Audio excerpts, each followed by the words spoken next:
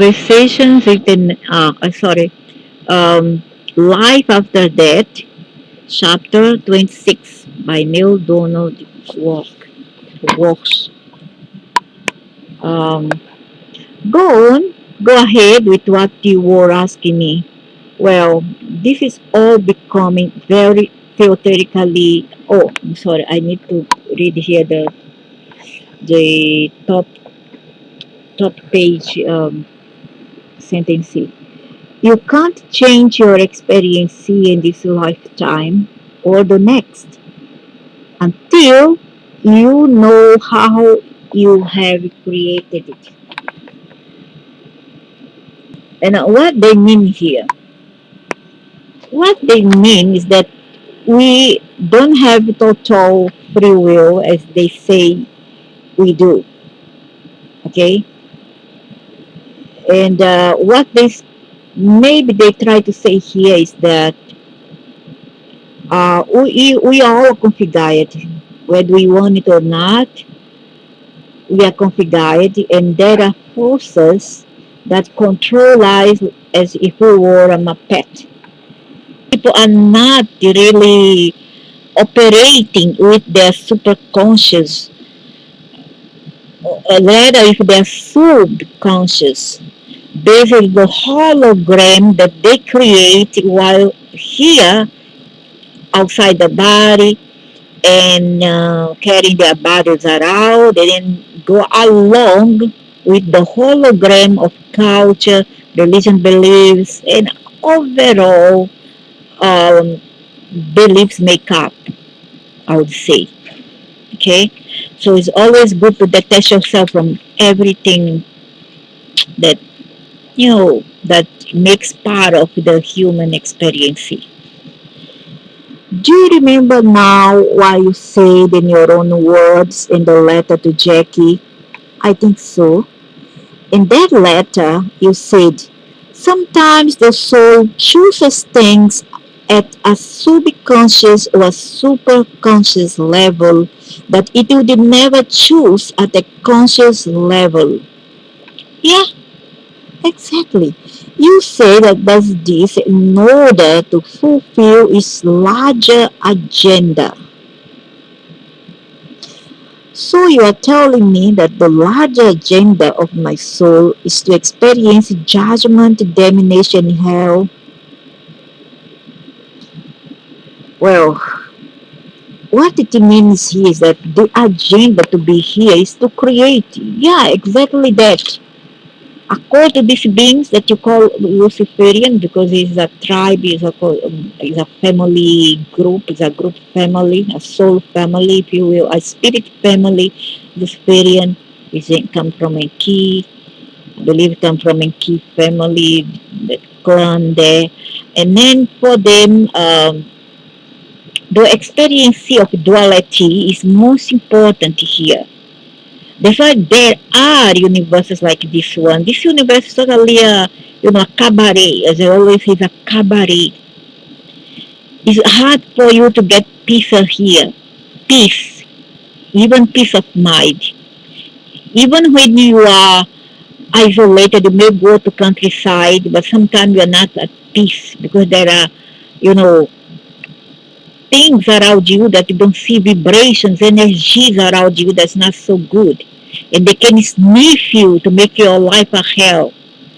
You understand? So this is a universe of duality, a universe of nonsenses, to make it um, to make it clear, make it more correct to express myself. This is a garbage word. So when he said to fulfill the larger agenda here is that first of all, free will was created so that their karma, the karma of invasion, this solar system before, the Anunnaki carries it on their shoulder, but they want to relieve a bit of their karma, so they place a bit of them inside us, inside this Homo sapiens too. And then we carry this program just like a hologram. We carry this guilt and this free will. That's where the free will comes from. Where the free will is imbued is inside this hologram, okay? Is inside this bubble of filth, okay? It's a hologram. And then you carry all their karma here. It's come from the emotional level, especially soul, because human have very, I would say, feeble emotions. So through our emotions and fear, we kind of create. So you create plus fear. We create what? We create hell, not just here, but the other side. Okay, and it was already programmed by design by the next. Okay, emotions, tries fear in qual hell, which emotion, fear is emotion, fear, false emotion appearing real. Okay, false emotion appearing real. That's what fears stand for. Because all this is an illusion, it's a bubble of illusion. So inside this bubble, we carry also a bit of the Anunnaki's guilt, the Anunnaki's karma, if you will. And this also could be the astral body, okay? The astral body. So that's why he creates the snake, serpent, and Kaya, create free will. Because is very cunning, he's very tricky and trickster. He's a trickster, he's cunning, very, very cunning, he and his sister. So what he said, let's create that human, that Homo sapiens, not just that there will be a help or a slave, if you will, to mine for us in Africa or Middle East. But also, let's kill a single bird with a single stone, or let's kill two birds with a single stone. Let's also create them so that they may carry the karma for us, our karma for us. So with that came what? Free will. The free will is a setup.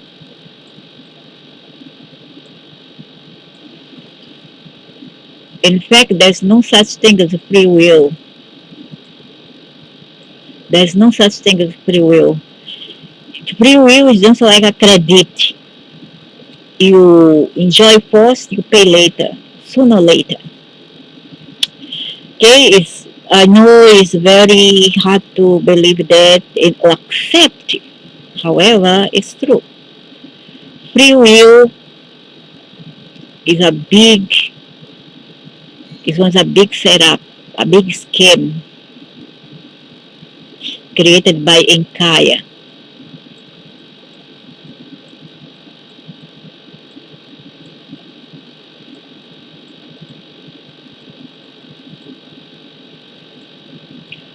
Luciferian, okay,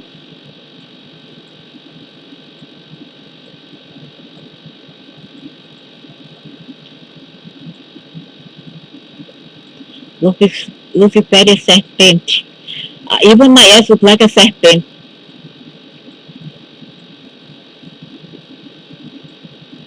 So it's a Luciferian serpent. Okay? The brotherhood of the snake. So they create free will so that we may carry inside a bubble their karma, so that they don't have to answer to the universe, because there's a forces outside there beyond this universe that they have to answer to. They're not the big guys in the block. No, they aren't, and they know that. They're aware of it, and they try even to kill that these other beings. They are trying, but I hope they will never get to. Right? They are not the big kids on the block. They are just one of them that is on the there's the ladder, right? The ladder, first, second, third, four, five, six, seven, eight, and above dimension and level of learn. This is a level of learn and level of rule. Okay, I would say that they would be on the they are those archons. They are on the eight below, eight below, eight until fourth dimension. Usually the ones below is the subject. One, two, three are the subject. Even four, the astral body species also is their subject. Okay, so considered is their subject. Now the five, six, seven, eight, seven is all demiurge, the demiurge, the demiurge word, and they have to answer to them as well. Okay, demiurge. If they screwed up, they will answer to them, but they sometimes they know that they can. Just like some here as well in power, they know that they can always get carried away with what they do because they have immunity. Okay, so this one is all the demiurge word that you all call goddess. Your God, not mine, yours. Okay, these are all your gods, the demiurge.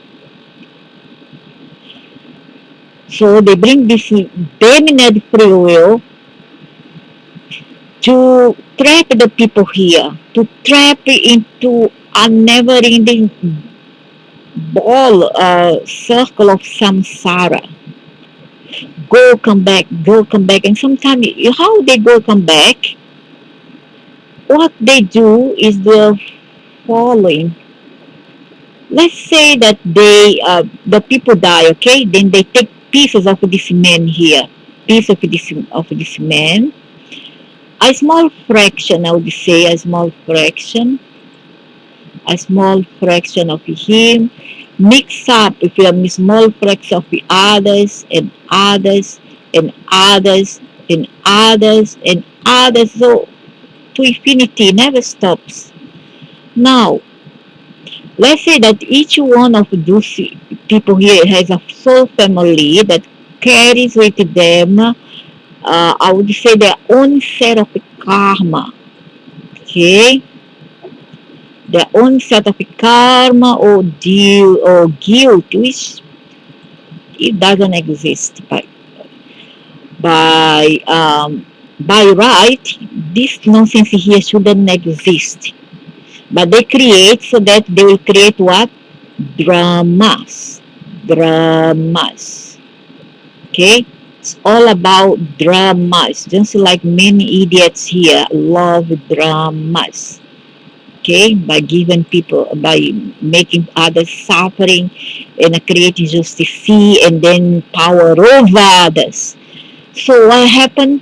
They take a piece of this man, a piece of, say, his piece, okay? Then he mix up with this one others here, and then they create a new being. They finish this body here, they totally decimate, destroy it, destroy, if you will, and then take a parties here, mix up with his party. Usually also our ancestral pieces is there. Let's say your mom, daddy, grandparents, aunties, brothers, sisters, uncle, etc. are all here. Let's say that he takes his family, soul family member, and then he puts him in the cryogenic chamber. Cryogenic chamber. Now without conscience, the entity is here without conscience, in a state of becoming. Now he's about the fourth dimension, fourth D, 4D. He's in a state of becoming. Becoming what? Uh, Astral body. A replica of this one that made of different atoms.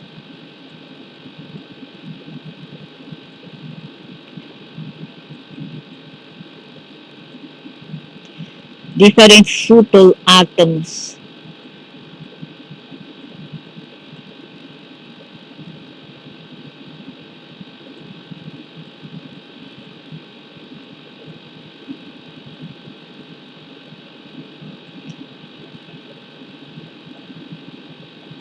Subtle, much lighter atoms. Okay, the first dimension. Then once it is done, they shoot it into a woman, the body of a pregnant woman.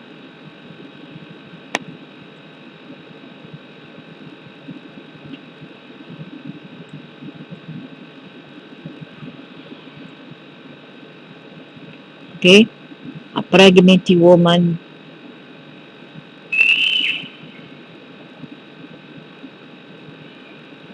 And then this baby here will form within 6, 7, 8, 9, even more months, 44 weeks, 43, between 36 weeks above. And then what's gonna happen? As soon as the baby come out from the mother, no matter, there's a difference between a normal delivery and a C-section. There's a different meaning for it.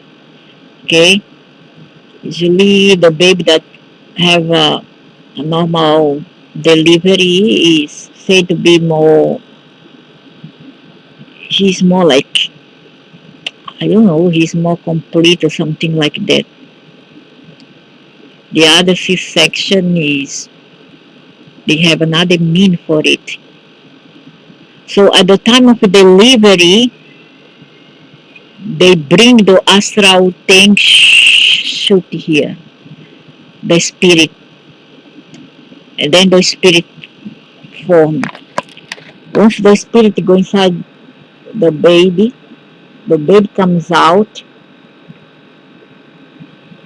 of the amniotic fluid. He start to cry. Why he cries? Because Lucifer also give the first slap on the backside of the first beam that he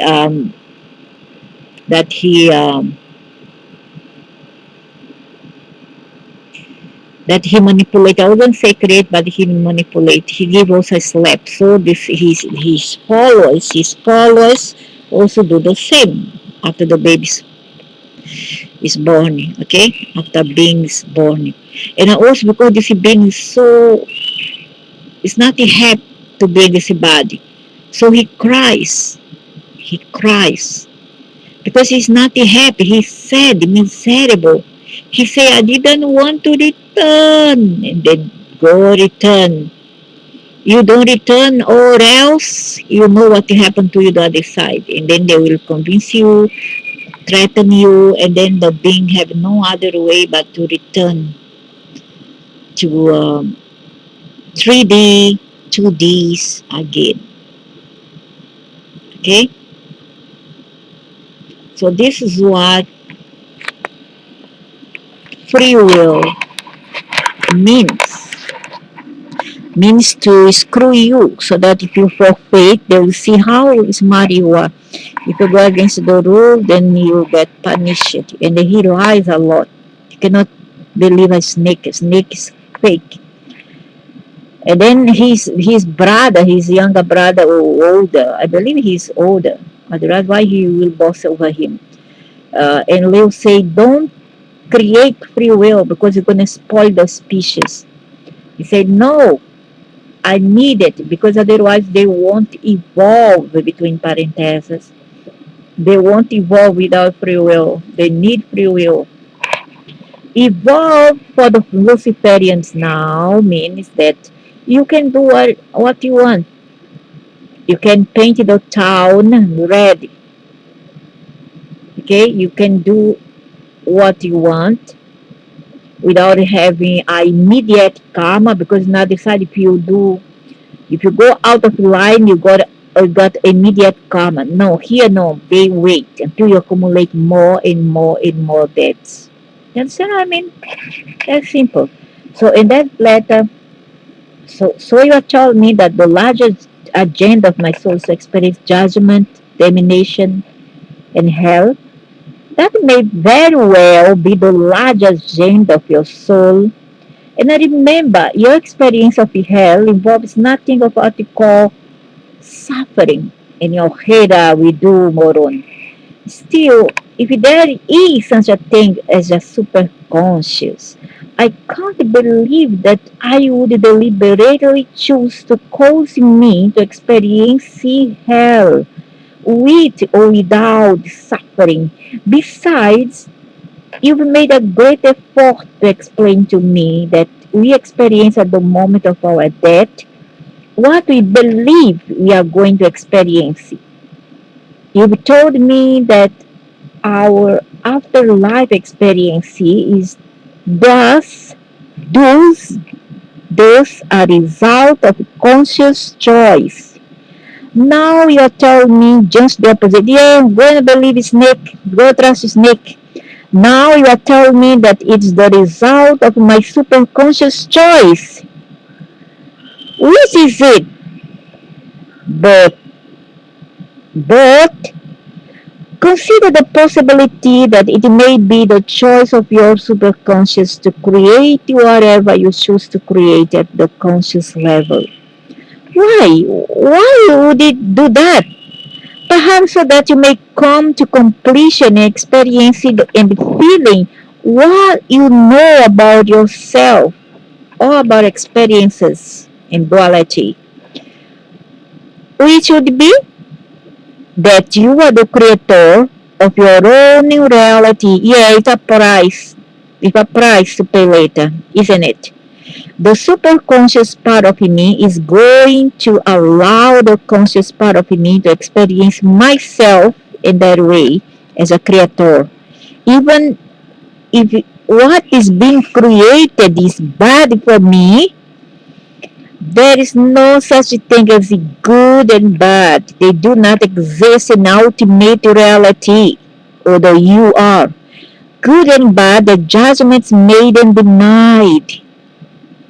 Who cares where I'm making the judgment if I'm in hell? And my mind says, this is hell. Good, Neil, good. I love Neil because he give answer. He don't conform, he's not a conformist. That's, okay, okay. And I bend it down. Good, you are good. That's enough for me. It's not going to matter to me. That is all in my mind. All that will matter to me is what I am experiencing. It's not going to be very important to me how it has come to pass that I'm experiencing that.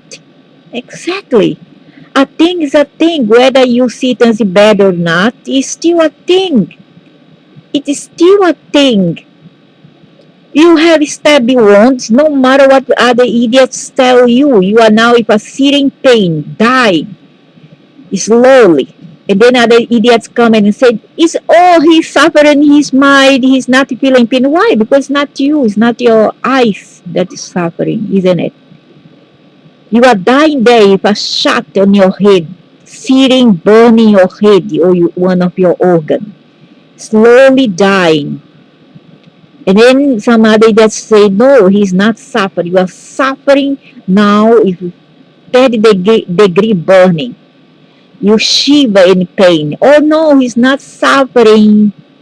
It's a imagination.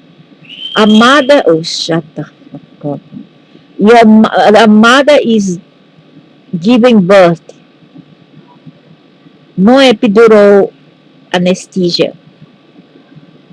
Or somebody is pulling that tooth, extract that tooth. Oh, he's not feeling pain.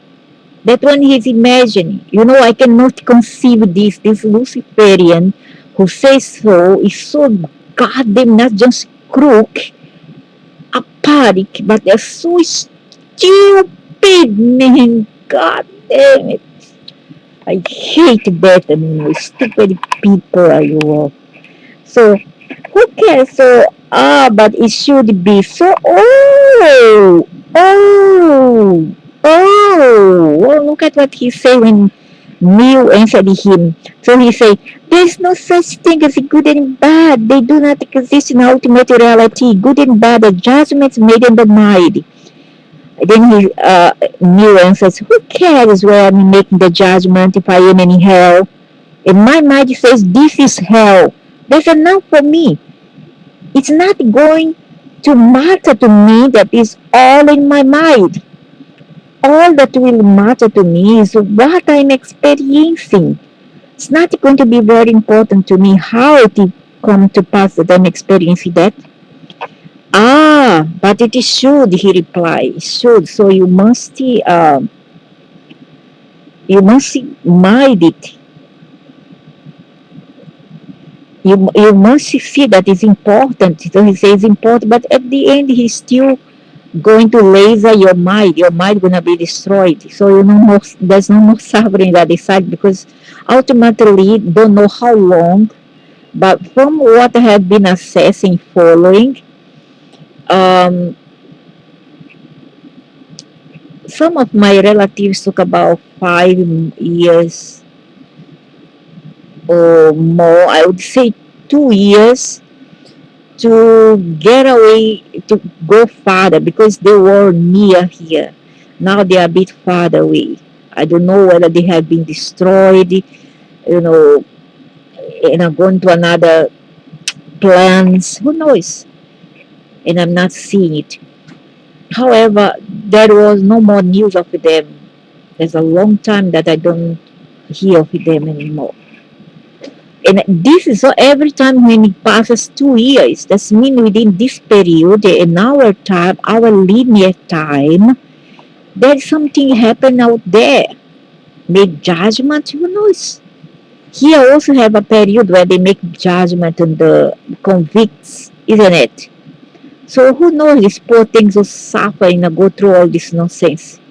I want my sister and my brother just give them the middle finger no matter what they do. I mean, no matter what they do, these serpents do to them the other side. I wouldn't mind. You want to do what? To kill me? Go ahead and kill what? Kill this stupid body? Kill. Kill. So what, man? Go and kill them and eat them. What do you care? Idiots. Crooks. So, but you should. Why? Because only when you know how it has come to pass can you change it. You can't change your experience here in this lifetime or the next until you know how you have created. Now, if you know that the hell your experience is being created by you consciously, solely in your experiences, the feeling, huh? In your mind might be, of course, but your consciousness is solely in your mind, then you erase it, you laze it. Then you will know the formula by which you can end that experience immediately. And when you say you, doesn't mean you're going to end that, it's them. You need to wait for them, their decisions, their decree. When they say, okay, go ahead and shoot their mind, erase their mind, laser their mind. One gray go down tall, very big gray go down, zzz, your mind gonna be erased because your mind is also inside that bubble. What there is the program, and then you are free. That's the time when you are free. That means there's no more suffering. That being ceases to exist. Then they'll take only piece of it, then put into another body now in a state of cryogeny. Okay, cryogeny. You understand? Nobody's telling this in your uh, classroom. They don't tell you. They don't tell you. Even you see many people here who talks about this metaphysic stuff. They do so through a very common vein, a very subjective way, in a so much complacency and submission. They don't offer critical mind. It's all what is there for them to absorb and accept. They don't stop to think differently. But I try to offer different alternative from what I know. So you have to be out of your mind. So which is then you will know the form by which you can end what experience that experience immediately, which is you have to be out of your mind. That's why many people take drugs, because when they do so they become out of their mind. They do alcohol, they become uh, addicted to drugs and alcohol because they become out of their mind. Okay, then when they do that, the sufferings stop even if momentarily. In the other side, when it happened to the astral body, what they mean out of your mind, you have to be out of your mind, means that your mind now is ready to be destroyed. I'm going to be when I finish this conversation. I'm going to be when I finish this conversation.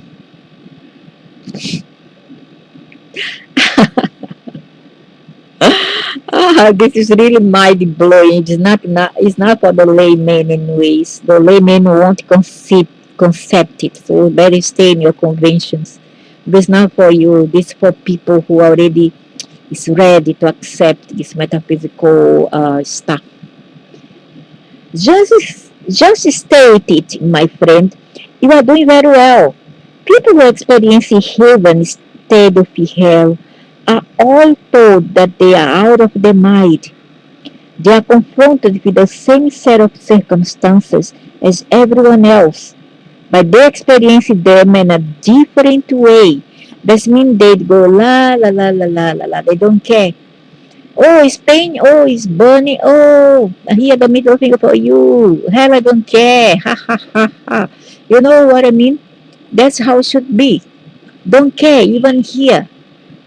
I'm also in a great pain almost every day. I just give a middle finger because if I have to go sit it down here, I'm not gonna eat. Okay, I'm not gonna eat. I'm not going to have my things clean. I'm not gonna take a shower. I love shower. I love water and shower. You know, I'm not going out. I'm not gonna live. I'm not gonna exercise and I'm gonna get obese. So I say, what the heck with you, pain? Just go to hell. I don't give a damn to you. And all this is bastard who create all this. I want them to go to hell with you. I say that, I curse. I'm evil. I like to be evil. I don't like to be good. Because be good is not good to stupid people. I think I will have to say this every time I come here to discuss. Be evil Oh, be good is not good enough. To evil people, it doesn't work. Like Don Quixote. Like Don Quixote. Some people, as we said before, experience life as hellish because it's hellish. While others experience it's heaven on earth. It's because sometimes it can be heaven on earth. So it is what we are seeing. When we have nothing to eat, it's not hell. When you have nothing to drink, it's not hell. When you have no shower, it's not hell. At least for me, the dirty people doesn't like to shower, so it's nothing for them. When you don't have your house clean, it's not this hell, and you become so uncomfortable. When you don't exercise, it's not hell for some people. When you don't walk, it's not hell for people. When you don't have money, now I'm gonna be sincere here because I don't like to, pretend. When you don't have money, it's not this helps at least for the male people, male species. Yeah, it is. It is. Don't come here and pretend. Oh no, I don't care for me. This nothing for. Oh please, stop pretending, Leah. Still, we are living the third dimension, and you know that we need that. And when you don't get that, sometimes it's okay. I mean, money, at least we can sometime, we can take it for certain period. You say, oh, what the heck, whatever I have, what you have, I have to eat, I'll eat, no problem. But when it's going on like this, it becomes a hell in your life. True or not? Isn't it? It's true. It's true. I'm not gonna lie to you. It's true. When you don't have a work, you don't have an income, when you are sick, especially so when you are sick, when you need this stress there in the hospital, and you have to pay them, and this is hell to me. It's hell, and you are sick, your organs are failing. It's hell, but it's okay if you can die. Why not? I mean, if I am the right place at the right time, if I die, also I don't care. But I don't want to die in the place where I didn't born. It's a matter of ego. I don't want because I feel something not correct. If this stupid consciousness is gonna be trapped in my astral body and I have to deal with this dead ghost around here, I don't want. I want to be in my place of birth. This is a thing that many people should choose us to be buried in their hometown or whatever. It's a matter of choice. Oh no, but you can be cremated and then you can just throw the ashes on the sea. Still, maybe a part of you will remain there on the sea. You want to stay on the sea? There's a lot of spirit also there of left you over there remains conscience, memory, reminiscence of an entity. You want to be that and stay on the sea always, cause in trouble for what? Your ashes is thrown there, you become the part of that sea also. Yeah, it's happened. And then if you are immediately cremated, you're gonna feel the pain because you are still you are in a state of uh, catalepsy. You are still in a coma, but your brain is still feeling something, but you cannot move. That's the only difference. You cannot move, but you still can feel. You understand? It's only when it goes out within a week or two, then you won't feel pain any longer. Okay? So my dreams or my plans, I'm not gonna say. No, I'm not gonna say. I have another plan for my death, which is not for somebody to come and attach me. I don't want nobody to touch this body. I have a plan for my death. I'm not gonna say. Okay. Like Don Quixote, some people, as you said before, so yeah, dude, they experience hell because there's hell. People who are below poverty line, it's hell for them. People who live in a place full of gun fires and let's say mutiny and then wars, it's hell. And then you're gonna see Heaven, only because not your eyes who is there. It's not your eyes. It's not your eyes. That's why you don't care. Do you understand? Serpent. So, yes, that does depend on what's going on in their life, doesn't it? Exactly, and you know that now because he have been where on the streets.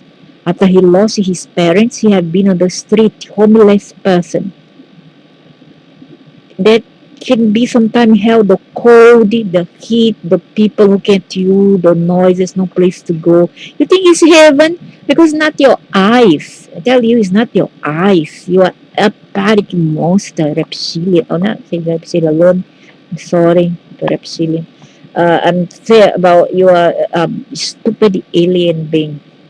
Very apart indeed. So yeah, and why do you think we are going and going? Because of how they are thinking. Oh, so not only we are thinking, so the whole collective, the humanity is thinking the same way. Because when a man is dead, die on the street, by gun is shot, or an accident, someone's the car knocked them, the car crash, and then they are dying there in the remains of what left of that car. Then what? Everybody's looking also at them. Are only the dying think that, or everybody else who are watching them? You see how this idiot think? He doesn't make any sense because he's just so stupid and so cold, again, cold, whatever. Because that's correct because of how they are thinking. And why do you think that what's going on is going on? Yes, well, that does depend on what's going on in their life, doesn't it? And why do you think that what is going on is going on? Because you make a configuration, and because the energies around the eyes, planning against eyes. They are planning against eyes. Okay? Devil, serpent. Okay, idiot? Because of how they are thinking, the men here say, because of how they're thinking. That's correct. That's correct. Or to put it another way, so that you are not likely to forget what's going on in people's lives is what's going on in people's lives because of what's going on in people's minds. I don't believe so. You see that lie.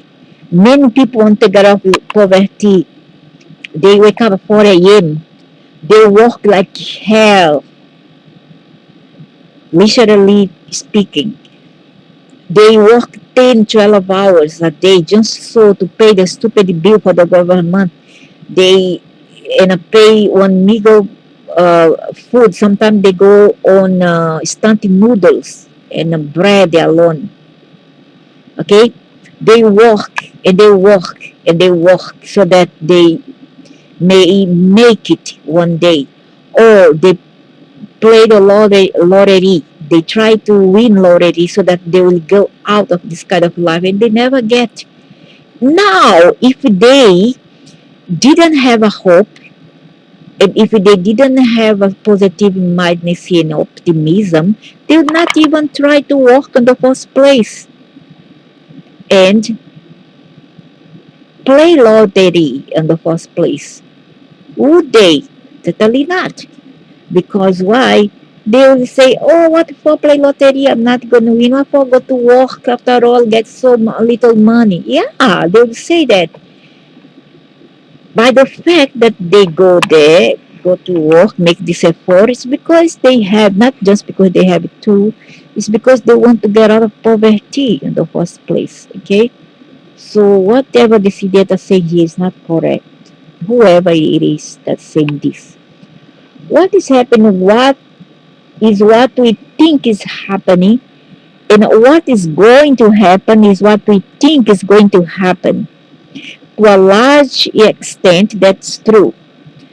This is where the three tools of creation, thought, word, and deed, and the three levels of experience subconscious, conscious, and superconscious come in. Right. And a thought is a very powerful tool because it's used at all three levels. Like me, I don't want to go for operation. If I was so desperate that something is going on with me, I would go for operation. If I don't go to operation, that's mean I don't have this negative mindness or a hypochondriac mentality that I'm sick. I don't think of sickness. I want to think of health. Okay, health. Even if my organs are failing, also I think of health. Okay, and then this sometimes this very high steam sometimes can bring you to reality and crash you down one day when you wake up to reality. But still, it doesn't make me no less optimistic because I don't care. I just give the middle finger and carry on. The more they give me pain, the stronger I become and the more I hate them. I'm like that. Give, mother, MEF, give. Because the more resilient I become.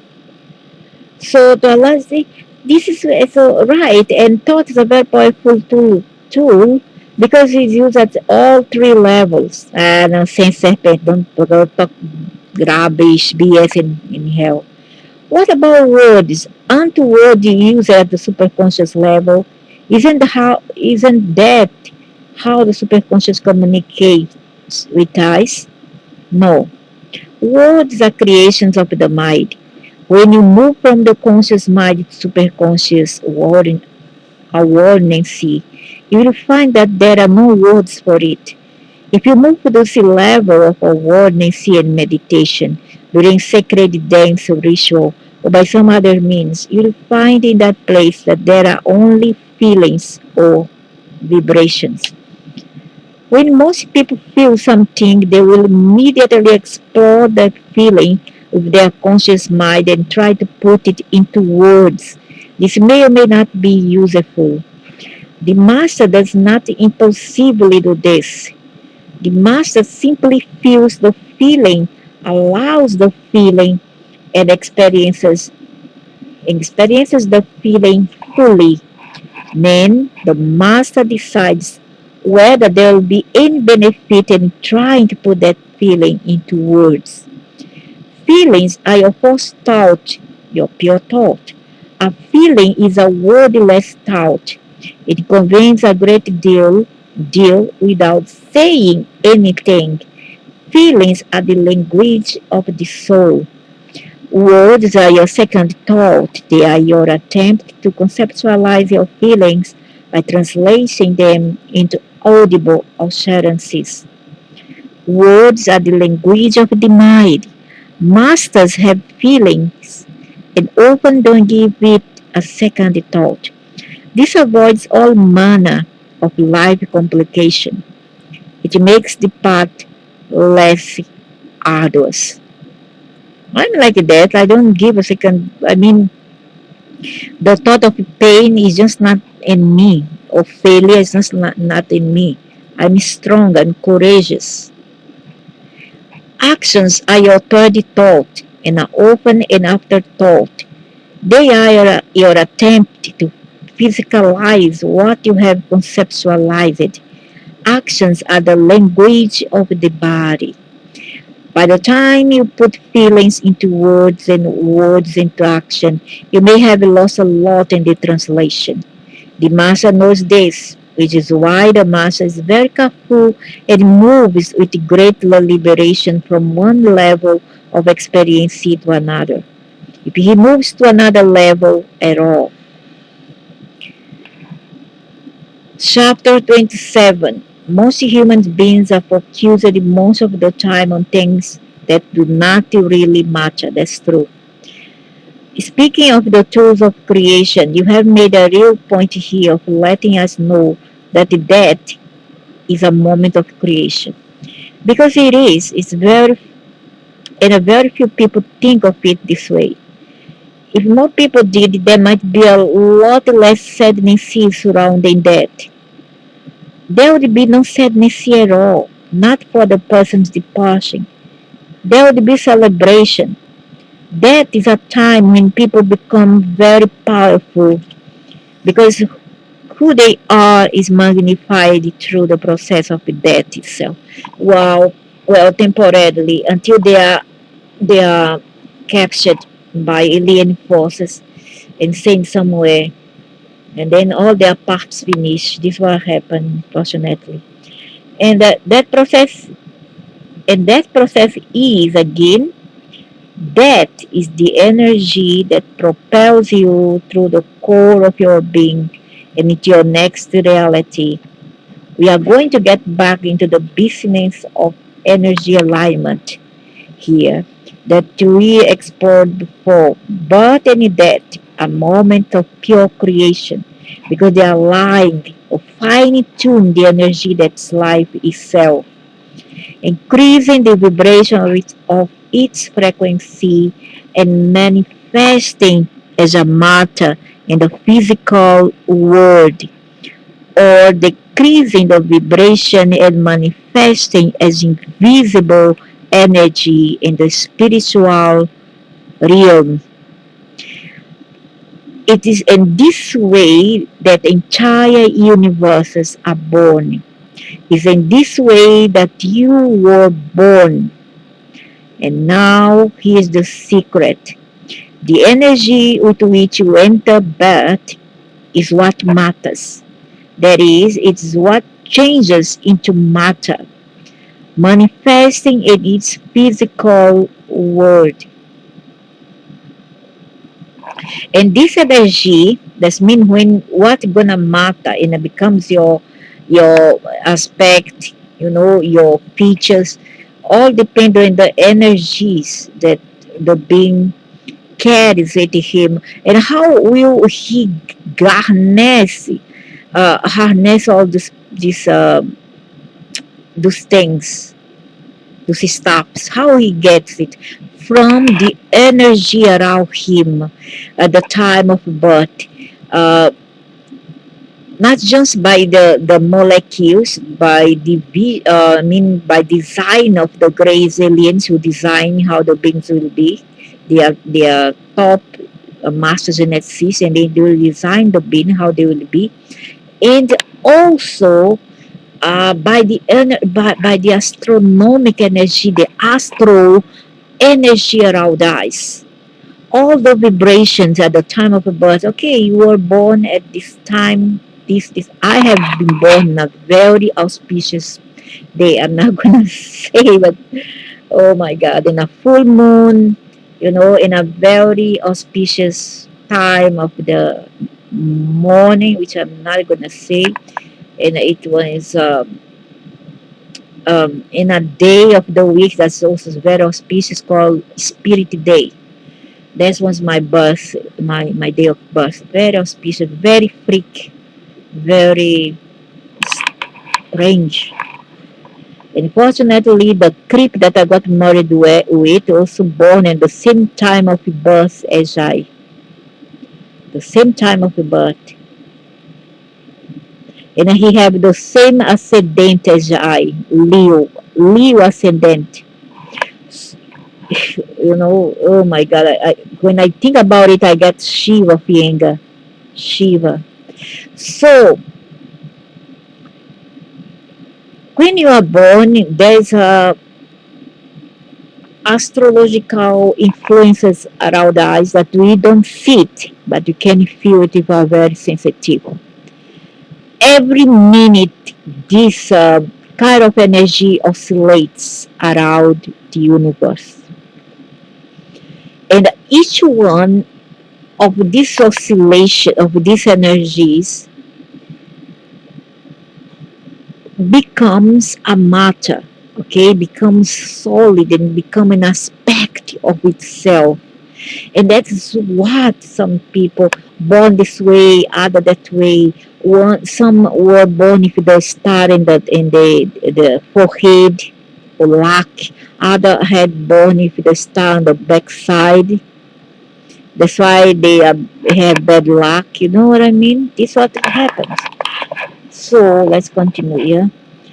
So, energy alignment here that we explored before, birth and death are moments of pure creation because they align or fine tune the energy that's life itself, increasing the vibrations of its frequency and manifesting as matter in the physical world, or decreasing the vibration and manifesting as invisible energy in the spiritual realm. It's in this way the entire universes are born. It's in this way that you were born. And now here's the secret. The energy with which you enter birth is what matters. That is, it is what changes into matters, manifesting the physical world. The exact opposite occurs at the moment of death. Thus, you create with death by what you bring into death from the physical world, and you create it birth by what you bring into birth from the spiritual realm. So the exact opposite occurs at the moment of death. Thus, you create with death by what you bring into death from the physical world, and you create it with birth by what you bring into birth from the spiritual realm. That means what we create here and it is harnessed here.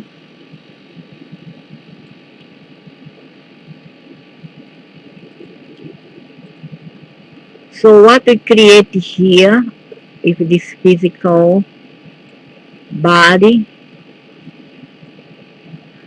what we create here, we accumulate, okay, as karma, if you will,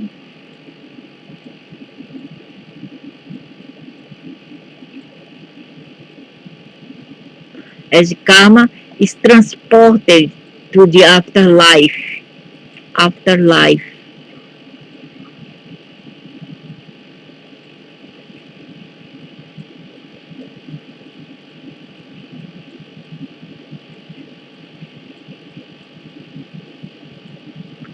So it's taken there. All the accolade points to the merits are sent upward. And then from here, you, let's say here is Earth. Earth can be any other planet, doesn't mean only Earth. Okay, because there's life around the universe. But let's say Earth as an example. So what you bring from the afterlife, what you accumulate here, all your demerits and the points, also is brought back here. So in a sense, we are creating here afterlife and we create here as well. We create here, we transport there. We create here, we transport here to the physical, the physical,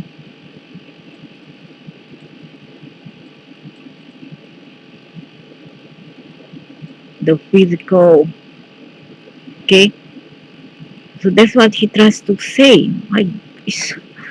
Oh man, that's mean they're going to continue to live the other side again, this rotten body. Oh please. So this is what he means. So, um,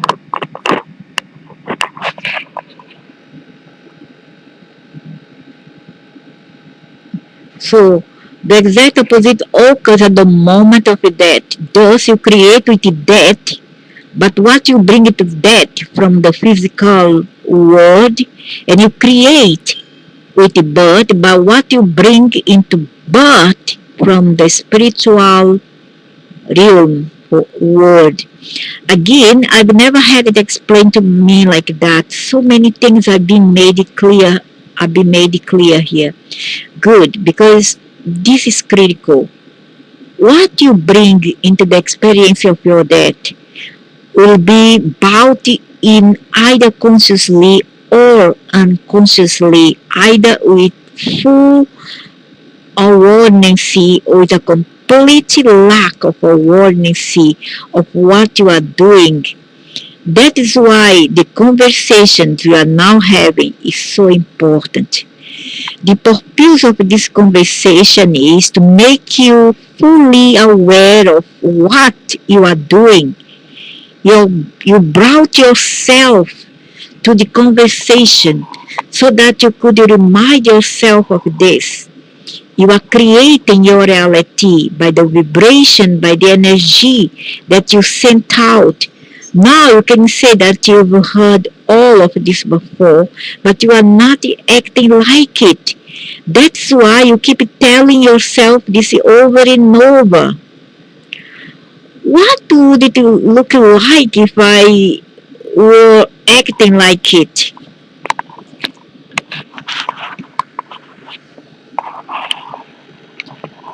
First, you would never entertain negative thoughts in your mind again.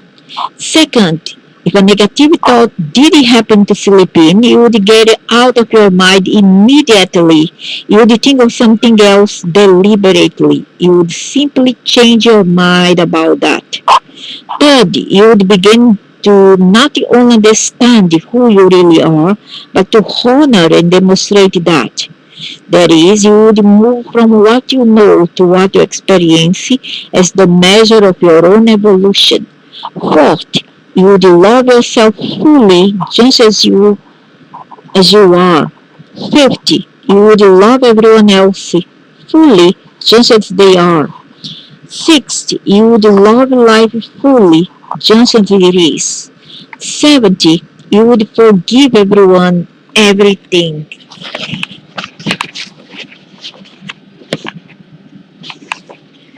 Eight, you would never deliberately hurt another human being again, emotionally or physically. Least of all, would you ever do this in the name of God? Means you would never mourn the death of another again. Not even for a moment. You might mourn your loss, but not their death. Things you would never fear or mourn your own death. Not even for a moment. I don't mourn their death. I mourn for me because I am at loss when they go. 11th, you would be aware that everything is vibration. Everything. And so you would pay much more attention to the vibration of everything that you eat, of everything that you wear, of everything that you watch, read, or listen to, and most important, of everything that you think, say, and do. 12th, 12th, you would do whatever it takes to adjust the vibration of your own energy and life energy that you are creating around you if you find that it is not in resonance with the highest knowing you have about who you are and the greatest experience of this that you can possibly imagine.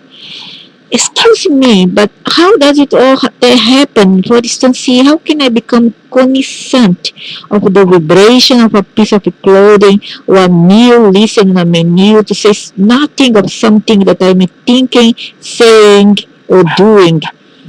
It's really quite simple. Tune in to how you feel. Now, I can just see someone saying, boy, what a piece of new age jargon. Get in touch with your feelings. Those who see it as a jargon will experience it as a jargon. Those who see it as a wisdom will open the door to a whole new world. That's all crap. Any suggestion how to do that? It's just a matter of focus. Most human beings are focused most of the time on things that do not really matter.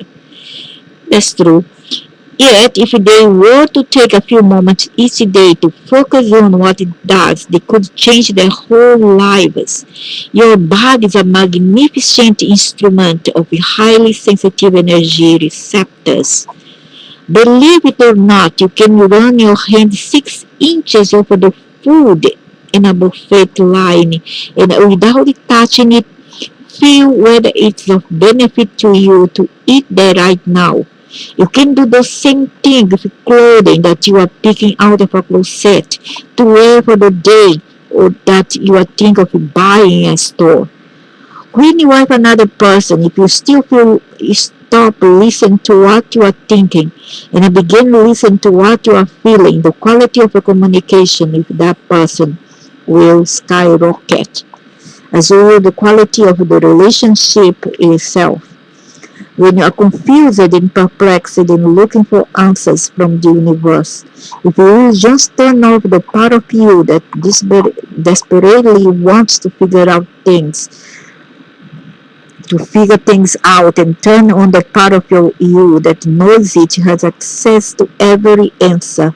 If you will stop trying to decide what to do and start choosing what you wish to be, you will find the dilemmas solving and the solutions appearing magically right in front of your face.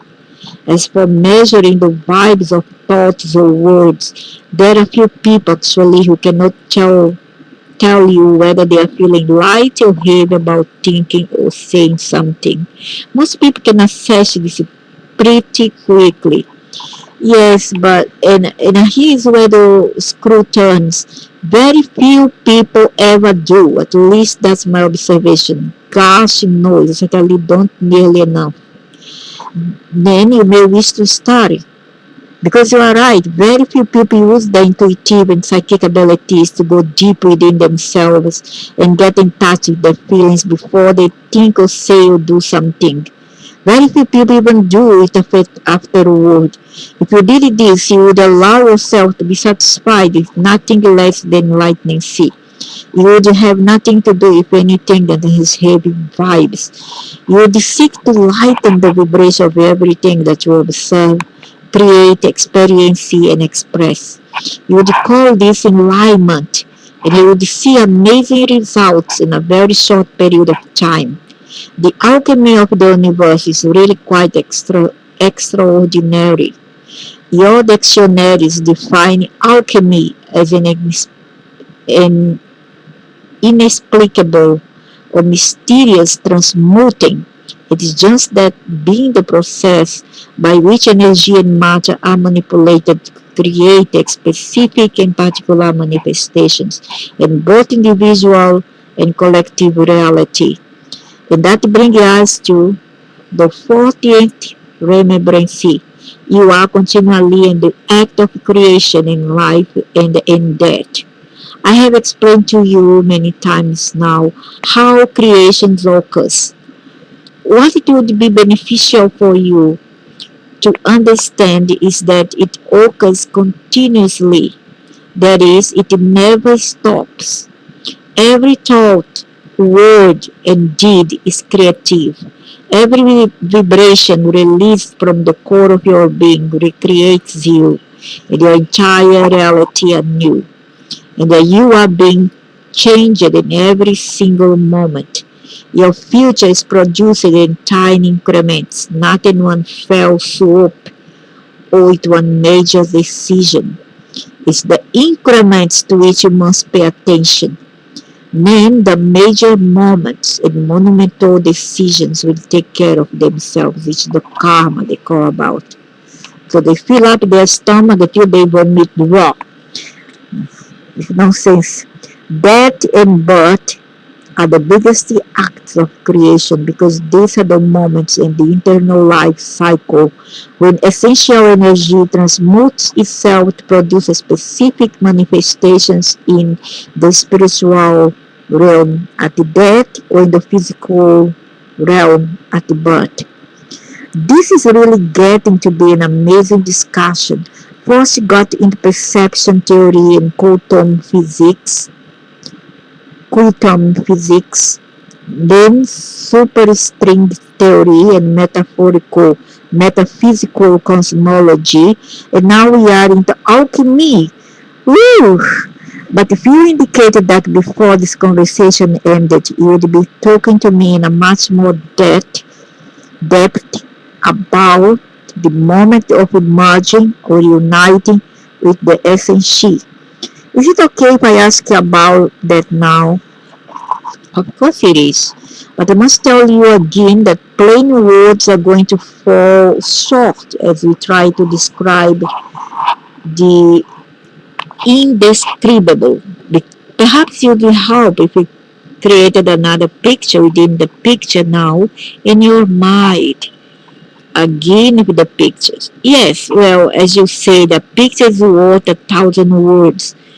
Now we have already established that at the center of the upper range in the core. Yes?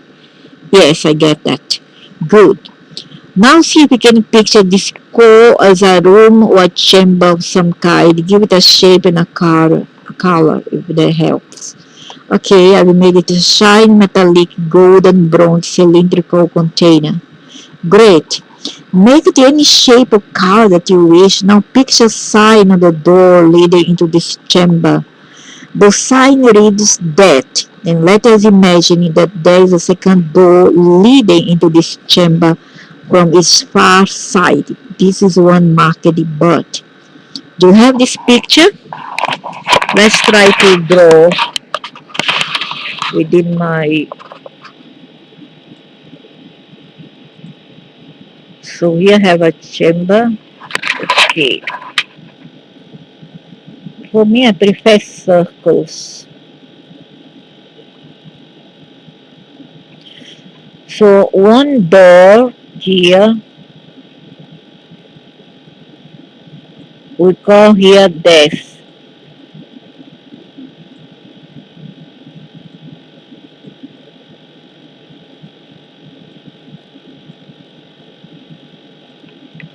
And the other thing is birth. And the far right, the other one is birth.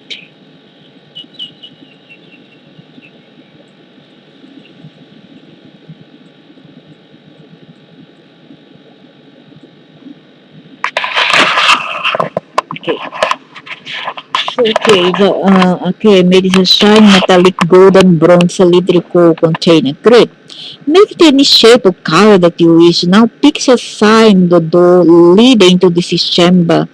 The sign reads that, and let us imagine that there is a second door leading into this chamber from its far side.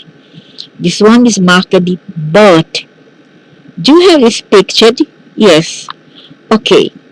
Now, the inside of the door marked that, the side that you would see behind you once you move it through the door is marked physical world. Okay, so let's say you go here and then you left behind the physical world here. Okay, as you travel to the death chamber. You left behind the physical and go into the death energy, reality, etc. Um, that's where visions come from. Exactly. And on the inside of the door, across the room, is a sign saying spiritual realm. Do you have it? Do you have this pictured? I do, yes. Repeat to me. You don't believe me? Just to make sure. So here's the death of spiritual world. What I mean is that there may be many chamber. Okay?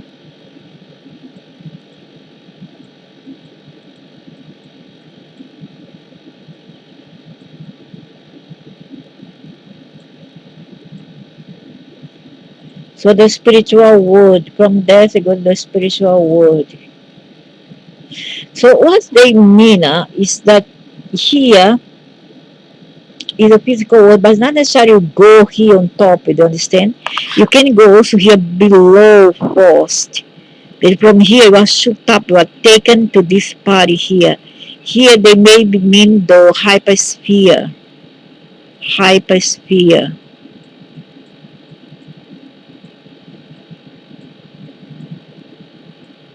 or the astral world, or astral.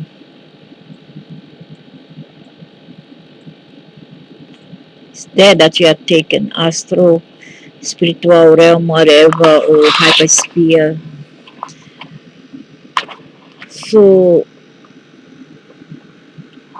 okay, we are imagining that the chamber of the core of the upper range has two doors, one on each side. The outside of the doors are marked death and birth. The inside of the same doors are marked physical world and spiritual realm. Both doors lead inward to the same chamber, the same experience, and both doors lead outward to entirely different experiences. Oh man, this now is complicated. Let me try to understand here. Wait, huh? Not quite as I have uh, drawn. So, okay, we imagine that the chamber at the core of the upper range has two doors, one on each side. The outside of the doors are marked death and birth. Okay, the upper range. Let's say here they have the upper range.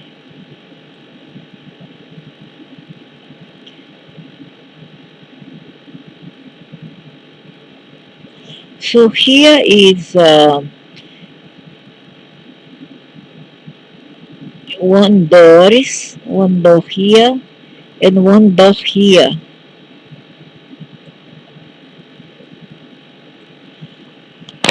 So the spirit goes there.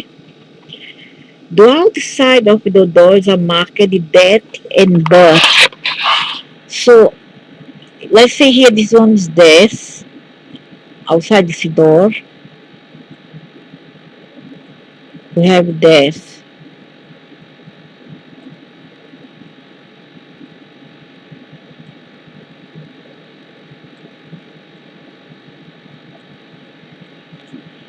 And outside this one, we have birth.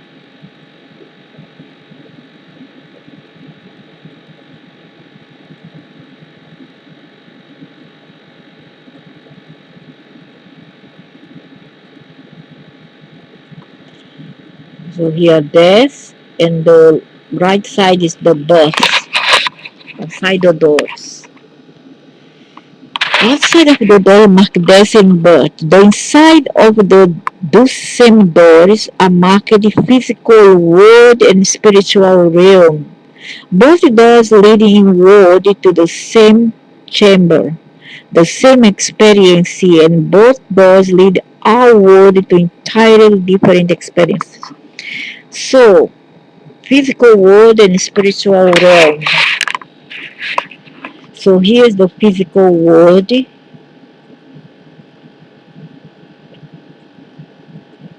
PW, and here is the um, SR,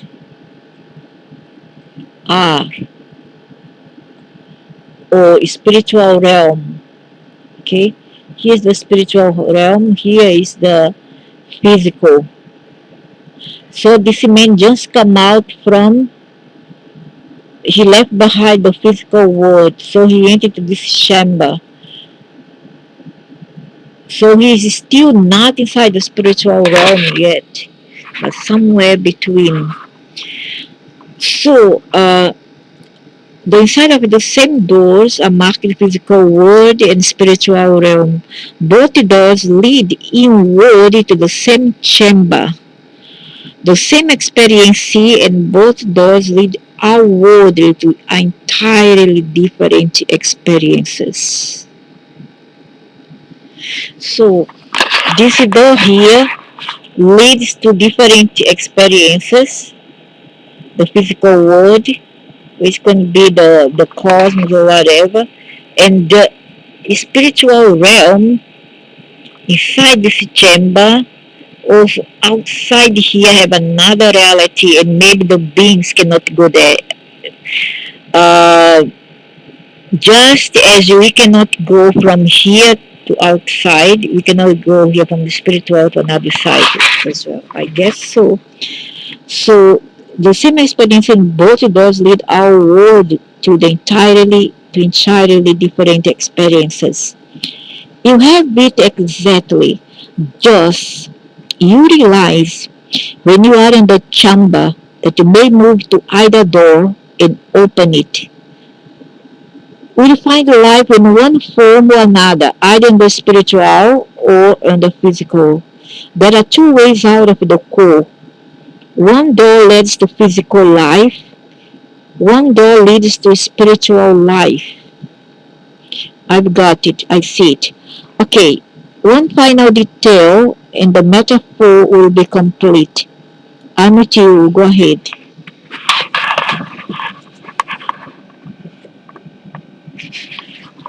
Remember that previously in our analogy, you were moving down a corridor or tunnel. We call this the corridor of time. Yes, there was a mural surrounding you along the walls, floor, and ceiling. Remember?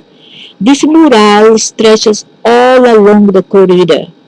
I remember, yes, I'm painting as I go. Good.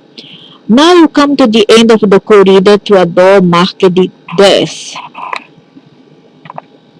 Let's pick up the metaphor there.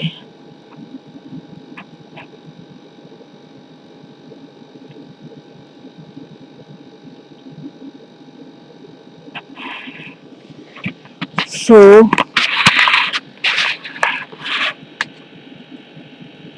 he ran through a door on the corridor of time, and then there's a lot of mural here.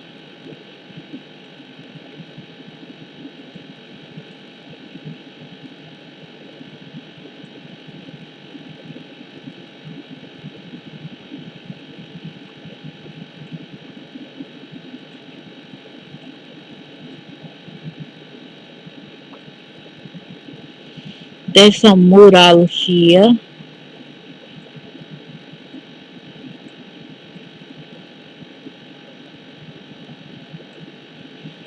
and then one of these is called death as we move toward that tunnel.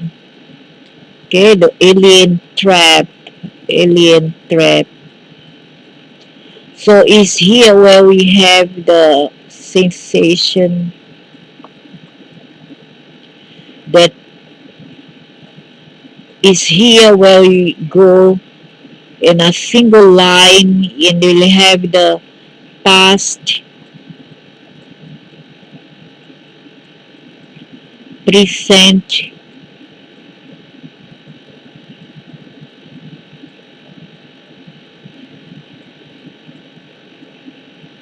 and future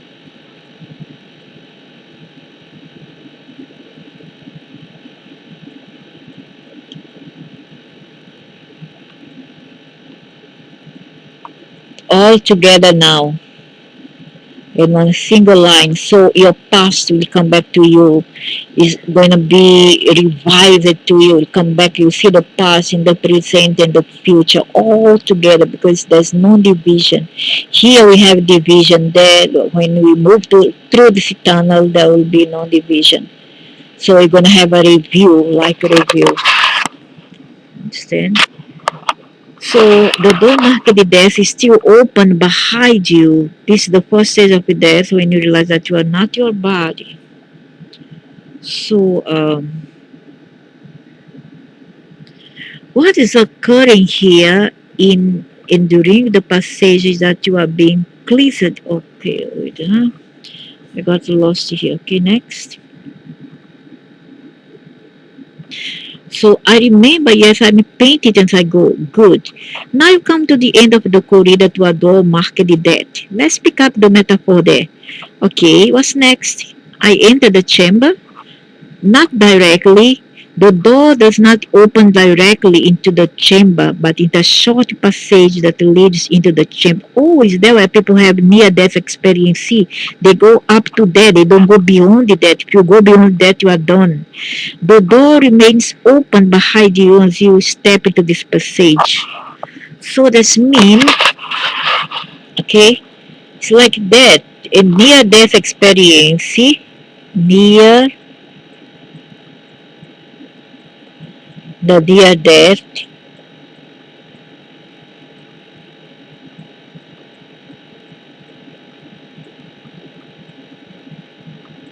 the near death experience happens is when you go through this tunnel into the mural. You have the life review, right? Okay, you have the life review where the past, the PPF, past, present, and future life history or Akashic record are all there for you to see. Either uh, of you individually speaking or uh, in the collective. I mean, in particular, the whole universe in our Earth, our planet, is all there. The Akashic record are all there. You are able to access that Akashic record. Akashic is a Indian, is a Hindu thing, something like that. Okay, Akashic record. So you go through the Akashic record over there. Then you have a life review. Also, a life is here where we have life review. Life review, and then you're gonna have a past, present, and a future review. And then what mean the future is not consistent. It's something that can be changed. Okay, it's not yet something that is conclusive yet. So when you walk down here,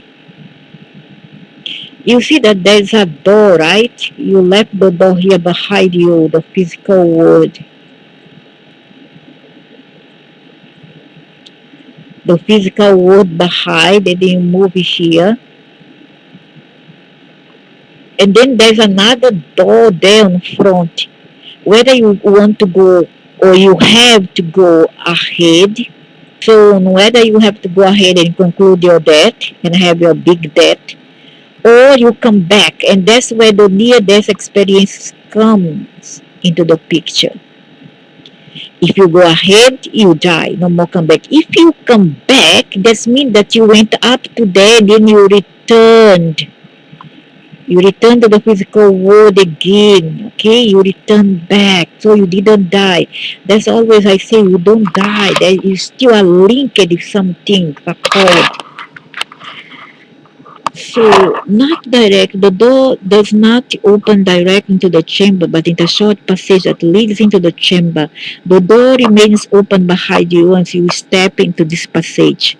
You can feel something happen to you as you move into this passage. It feels like a real passage with the word used as a verb, not as a noun. It feels as if you are making a passage, not just in a passage. Not something like is physical or geographical. It's just like a feeling. It's just imagination. You will move through all three stages of that in this passage, and you will feel as if something is passing away. That's why they say passing away. The English language have a clever word, have a clever way to put it. Pass away. What is passing away is your sense of yourself as a physical body. It feels as if you still are someone, but your sense of self does not include the sense of having a body. No more than that I think. So when you pass away from here, you pass away. That's why in English they say pass away. Pass away. Okay? Because you are really passing away to this chamber and no more come back. Okay, if you, it's different from having near that experience, which is a condition at which you return. When you pass away, you no more can return again. So when you reach there, you feel that you no more have a body, you are disembodied, and you not feel complete anymore. You say you feel that you have lost something, and you indeed had, and that is a sign and a cause for torment for many souls. They don't feel complete. What is occurring here in and during this passage that you are being cleansed of all physical limitation, experience or sensation. This is the first stage of the death, when you realize that you are not your body, but that you are still very much alive. Okay, so on the first stage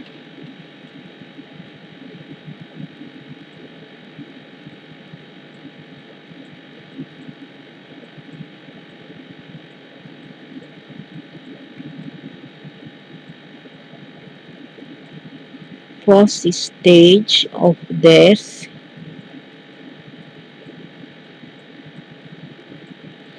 you feel that you have let go of this body, this much light body. Now you are light body. You become like a ghost now. Now you are a ghost. What a ugly ghost, look like a tree. Now let's say, never mind. You say that this one is a ghost. What a ugly ghost, my gosh. So, let's say that now you become a ghost. In the first stage of death, you find out that you are no more the body, that you have disembodied, etc. Okay? This is the first stage of death when you realize that you are not a body, but that you are still very much alive, but still you feel as you are alive. The door marked death is still open behind you, and you can look back through it into the physical world. So, as this being the first stage of death,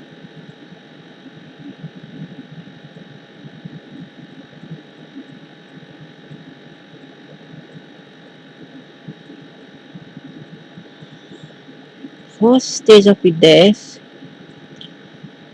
you the door is still open. Ah,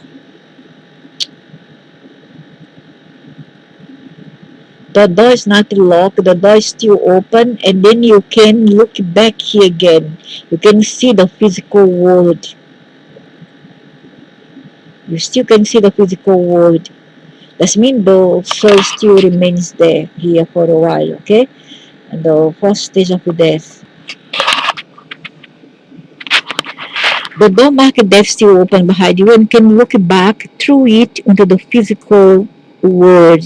Now we move into death second stage and we experience a warning, or confusion or whatever you expect to experience. Now the second stage is more like is more something like more aggravant, is more serious, and then you feel that second stage.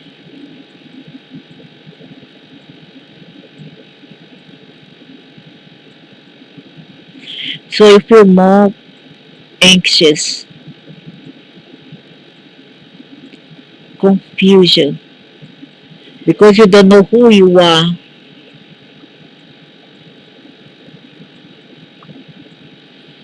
Confusion, anxiety, anxiety. If you are not prepared, okay? So this stage here, when you pass through the door, through this door, you feel anxious and confused on the second stage. So, through the physical world, now we move to the second stage and experience a warning, see or confuse or whatever expect to experience. But the same thing is not the same for everybody, gonna depend on your level of understanding. During the second stage, you can go back and forth through the open door to the physical world. So you still can go back, okay, to and fro. You still can go back, travel to and fro. 1 feet here, 1 feet there. How long it will are you gonna last? depends from soul to soul, and depending how much your time is limited and when you're gonna be captured by aliens that patrol this area. Okay, it can last about from 6 months to 2 years, or even more. 2 years, 6 months to 2 years. The second stage, where you go to and fro the Earth or other planet where you are incarnated before. So during the second stage, you can go back and forth through the open door to the physical world, because the this portal is still open.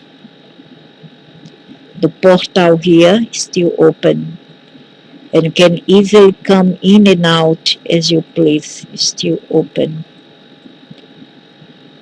You can come in and out. Now it's come next month. Gonna be the portal gonna open, and many souls will flood the earth August. So you must beware. So during the second stage, you can go back and forth through the open door to the physical world. You will not experience yourself there in any physical sense, but you will feel very much as if you are there nonetheless. It's all a mental thing. Others still living for their body may also experience you there. If you believe that nothing exists or occurs after death, you will pass during death's second stage into nothing and see. This is what happened to my brother and my father. And experience nothing at all, you see? Exactly what happened to my father and my brother. They didn't feel nothing. One brother only, one brother that died recently, the one who died a long time ago, no. He totally was aware of himself for long, for one whole decade, 10 years. So I have described this before. You may remain in the second stage of death as long as it pleases you to. You see? You may remain in the second stage of death as long as it pleases you to. Really? Is there no law that decided? I mean, one day, when once because what happened to my brother after my mother make a novena for him? Novena is a prayer of 1 week. Once it happened, because he came to us for help. Once it happened, they capture him and take him away. His remain, his astral 40-day remain. So I don't believe what he say here. I don't know. There is some soul who can escape, others cannot. If they keep it quiet, decide many ghosts are afraid that you find him out. Because they are afraid that if you pray, there's some other beings that the aliens come and pick them up. And they don't want to go. And I believe that they should be respected. I myself believe that they should be respected. They want to remain here, let them remain. It's okay. This is not just a 3D world. This is a spiritual world. This is a up to 5D world, okay? It's not just for you because you have a bad, oh no, we're going to pray for him to save him unless he asks. If you don't ask, don't do it. Because you also can put yourself into trouble. He can gang up with their friends and make trouble for you. Don't do it. Well, I did that and I get into trouble also with them. Because I pray for them and the end what I get? I get trouble. They punished me. Okay, but punish also I don't care. I don't care. I still go there. I don't go there much because of this these teachers behind my back always open up and there's a excruciating pain. And I have to climb up and down stairs, which is third floor, to reach this garden, haunted garden at night. Okay, because of the pain. Otherwise, I would go because I already go out just now, carry lift heavy things and do a lot of house chores, uh, carry pail of water and groceries, and then open up these stitches behind. And I cannot sometime go that place because it's 500 meters away from where I stay. Not five, more than 500. It's about 1 kilometer, I guess. So you may remain at the second stage of death as long as you please to. What would make you wish to remain at the second stage? Wouldn't you want to go on? Do you even know that there is a third stage of death to go on? They don't want, so what's their problem? They are scared, they are confused, and they have unfinished business here. Okay? Each experience after death stands on its own. Whether you experience the hell of your own creation or the heaven of your own creation, the nothingness of your own creation or another created reality altogether, those experiences will stand. Or you create another reality, will stand alone. You will draw from them whatever remembrances there are to draw from them, and then you will move on. During the second stage, do you ever return in spirit to those loved ones who are still living with their bodies? They do. The soul may indeed choose to return in spirit to loved ones who remain in physicality. Often the soul visits loved ones even before it leaves the body. Correct. Correct. Very correct. As they are dying there, they still visit us. Yes, Meg Berry did that. Many others have done it too. My father did that. He came to me in a dream in a way that told me he was leaving. The next morning, I received a call that he had died the night before. The night before. Maggie Berry was the founder and visionary of Comatas, a transformational leadership organization in Denver. Her close friend and partner in Comatas at the time of her death, Tom La Rotonda, told me this astonishing story in June 2005. 1 year following the death of his dear friend, who he knew was terminally ill. On the morning of June 23, 2004, I was in the office. Maggie and I shared. I had canceled all my appointments. I was sitting at my desk just dazed, not knowing what to do. I wasn't sad or angry, just felt so surreal. Maggie was in hospice, and I truly wanted to be with her, but I fully understood and honored her request to not see visitors. I had my feet up on my desk and eyes closed and began to meditate. Suddenly, I heard Meg's voice so clearly say, "Hi, partner," a term we used with each other all the time. Suddenly, a vision appeared in my mind, and there was Meg standing in front of me, smiling. I was filled with joy at seeing her. She looked completely healthy and radiant, even though I knew she had lost all her hair and her body had been ravished by the cancer. She came over and we embraced, and then she took both my hands in hers and she said to me, "Tom, it's time for me to go. I have said goodbye to everyone but you. I wanted to save you your goodbye for last." She then took me by the hand and we walked holding hands, and she thanked me for everything I have ever done for her, and she told me how much she loved me, and I did the same for her. Suddenly, she stopped and released my hand, even though I tried to hold on. She said to me, "It's time. I have to go. I love you, partner," and she ran off. As I opened my eyes, I noticed the time on my laptop computer. It read 11:45 a.m. I wasn't sure of what breath of fresh air I had been keeping my cell phone with me, waiting for any news from Butch, Meg's husband. However, I failed to take it with me just then. After about 5 minutes, I returned and noticed that I have a message. It was from Butch, and the call was recorded on my phone and to be received at 11:45 a.m. I called Butch and he said that he had a real strong feeling that I needed to be there at the hospice. I told the butcher I would come immediately, and he said to her that she might not make it much longer. When I arrived, the butcher greeted me and took me into the room. Maggie was still alive, but incoherent. She lived about an hour before she took her last breath. It was the most, I have this from my mother. It was the most sacred moment of my life after she died. I told her family that I would go back to the office and notify people. It was December 31, 2007, sorry, 2007. I took my son that day to the beach, and then we decided, my son was still small, I think 12-year-old that time. I took him and his friends there to play and go McDonald's, fast food. And then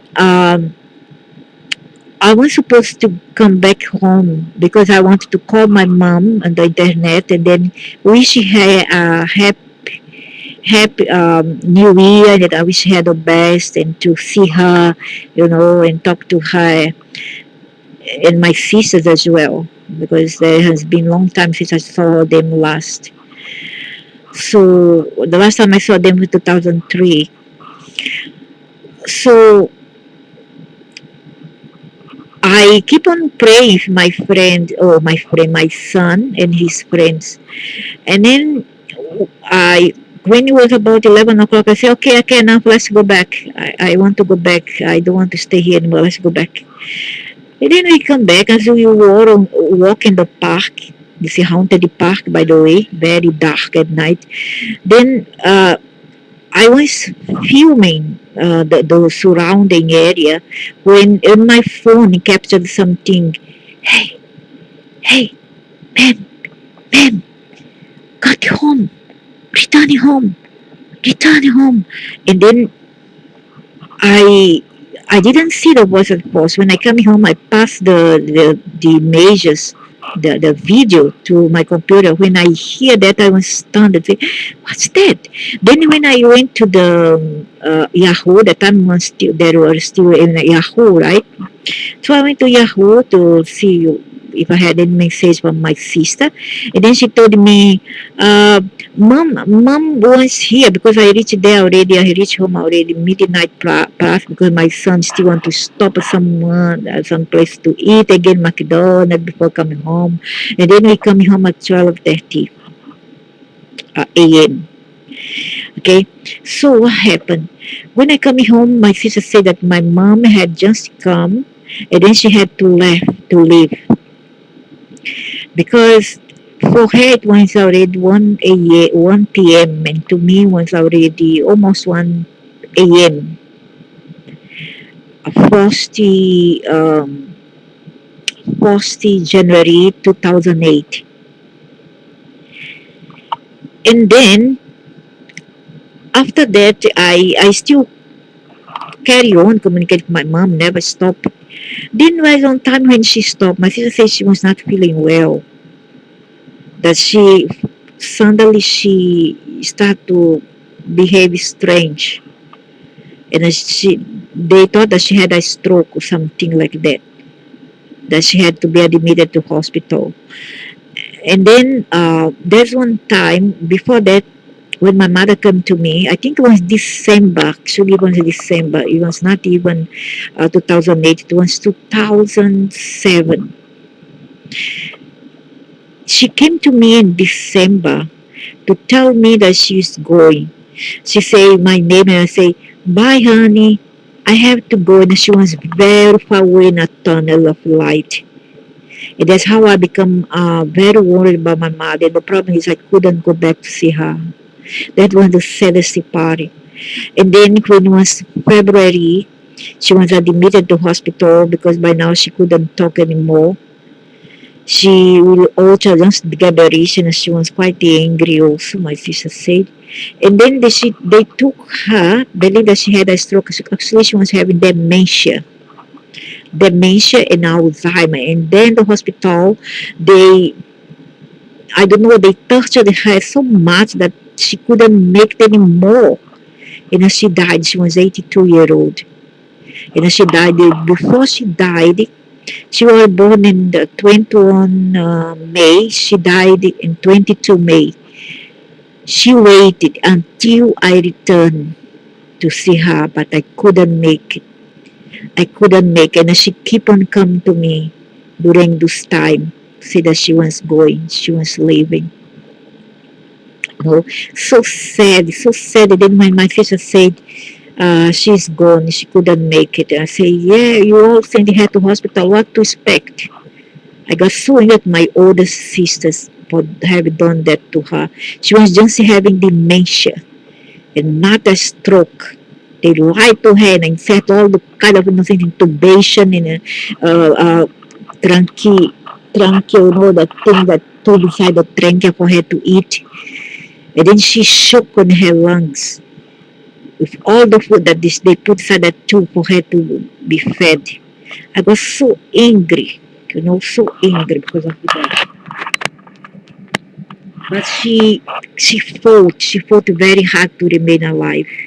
She fought very hard, you know. So it's not the only this person who put up with that. Also, I have had many of these experiences. So the crazy moment of my life that she died, I told her family that I would go back to the office and notify people. I don't call the people that I need to call, then compose and send out an email to the remainder of the wonderful community that she had started and that together had built. After that was completed, I drove down to my favorite park in Denver, a place called City Park. I went down to one of the two lakes that are there and just sat, stunned and at a loss for words, and cried. Maggie had one message that she sent constantly to people in every situation. Live a life of joy. Life is meant to be joyous. I tried hard to get in touch with that message now. I calmed down a bit, and after about an hour, I decided to head back to the office to see if I had any messages. As I was driving back, the traffic was extremely congested, and I found myself getting more and more irritated. Already I was reverting back to fear and anger. I was just experiencing one of the most spiritual moments of my life. As I sat at the traffic light fuming, I glanced up and there was one of those giant sized SUVs directly in front of me. I looked it down and understood license plate. It was one of those personalized plates and the letter jumped out at me. The plate says joyous. I laughed out loud. McGill sent me a message loud and clear. She was telling me that she was free and happy. And she was reminding me that there is only one way to live life. She was reminding me to be joyous. I know, well, she have all the ingredients to be happy. Not everybody, she don't speak for everybody, she speak for herself alone. I now have a replica of that license plate hanging above my door. Remind me and everyone who sees it that Meg's life in her message to items about the joy of inspired life. And then I called my mother and when my sister said that she was not feeling well, I called home immediately and asked my sister to pass the phone to her. And then it was February. And then I told her I want to talk to mom. When she come to the phone, I mom, and as she mute, mom, mom, and as she mute, she would say, uh, uh, then I said, mom, are you okay? Mom, please, mom, talk to me. By that, I start to cry already. I said, oh my God, I lost my mother already. I know I lost my mother. And that was the last time I talked to her ever. The last time because she was incomprehensible by that time. And that's why in December that the boys there on the park asked me to come home quickly. But because of the sons and other things stayed my way, then I couldn't return. And that was the last time I talked to my mother. I think it was December 2007 before she passed away in May 2008. And then I knew by then that it was the last time I ever heard her saying something. So when Tom told me this story. I was really taken aback. I had heard of things like this before. It was nothing compared to me and my mother. But never actually met a person who had such an experience. So these things do happen. And also my sister, mother-in-law, also came to me in December 2005 or 2007. She come with that veil all in white, and she told me, she don't say by mouth, she say by thought. She say, your mother, go talk to your mother, go talk to your mother, your mother. She only say that. Oh yes, they are very real. Sometime before that, and often in the second stage of the death, your soul will visit the loved ones. When you are ready, you will move into the third stage of the death. Now the door behind you closes, and you can see only the passage before you. This entire passage presents a much shorter distance than the distance you've just traveled through life. It took you years to get through the first corridor, but now you experience yourself race through this one, flying forward at an incredible speed. So when you are ready, you will move into the third stage of death. Now the third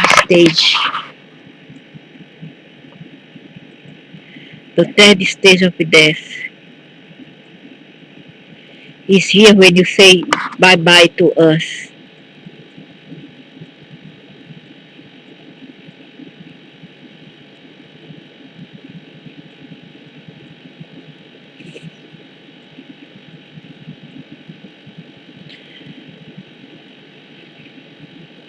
So third stage of death, the door is locked. The door here, the portal, I would say,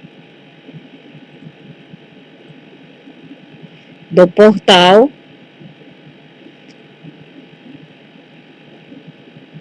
that facilitates the beam from coming in,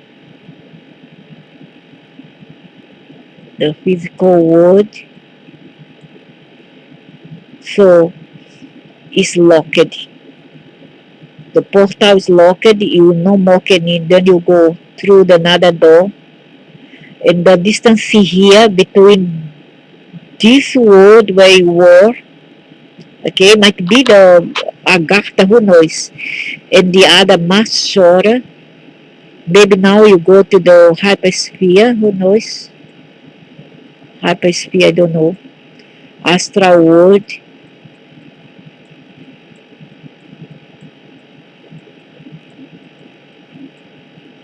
astral world.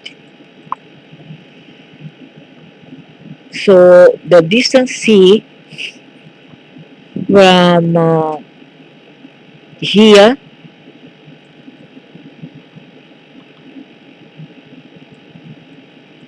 from below here, which I already is the S, where the beams could be, and here is much shorter. Wow, how come? When you are ready, you move into the third stage of the death. Now the door behind you closes, and you can see only the passage before you. This entire passage presents a much shorter distance than the distance you just traveled through life. It took you years to get through the first corridor. Oh my gosh. So this means we go through corridors of time, corridors. There's corridor here, there's the physical, and here's corridor. And then we took years for you. That's why I say, during 2 years, they disappear. They disappear because they are traveling. They are still making, make their way out of this plan. Oh my gosh. So it took you years to go through the first corridor, but you now experience yourself racing through this one, flying forward at incredible speed. So the subtler you become, the faster you become. There is a pinpoint of light at the end of this passage, with the passage itself appearing to be getting smaller and smaller. The light is warm and glowing and feels wonderfully safe and inviting. Could be a trap. Are there peaks on the sides of this passage? No. This passage into the chamber, that's the core of your being, is darker, but not in a foreboding way, rather in a soft, warm, and glowing way. The glow is coming from the far end of the passage. It's the light. It's a tiny speck at first, but as you zoom through the passage, it becomes larger and larger in your field of vision until the light is all there is. Oh, I see, my gosh. So, okay. So finally, they come out from here, right? The door is locked here. Then they move here. So there is a tunnel that is dark. It's not quite light, but dark. Just like the void, you know. Then they go like the void. And then once they go beyond that void, it's no more dark. As they travel, and if they choose us to stop there, it will remain dark. That's why many people say when they die, they say, I want to go dark. But because they're still there, they haven't finished yet their journey. They're still there, and the darkness is the void. It's like a portal, it's the black hole, something like that. When they go through it, then they go to finally the chamber of their being, the core of their being, which is going to be the cosmos. The void,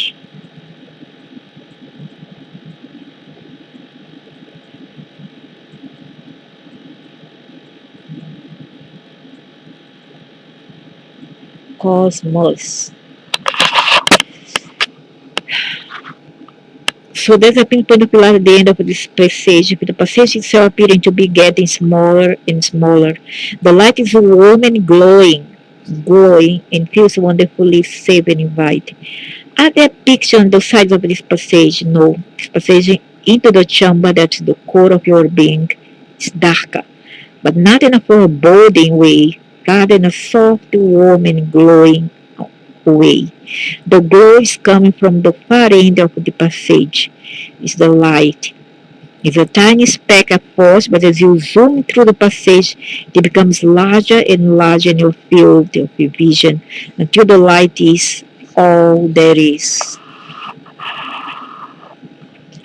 So that's all for now. Later, I will continue this wonderful material and a wonderful conversation about life after death, so that we have a glimpse of more or less what perspective is the other side, because you're not gonna live here forever in this body, and everybody knows that's the reality that nobody can escape. Two things: old age and death. We cannot escape that. Uh, death, that. Okay. So that's all for now. I think page 26 and 27. Yeah. Okay.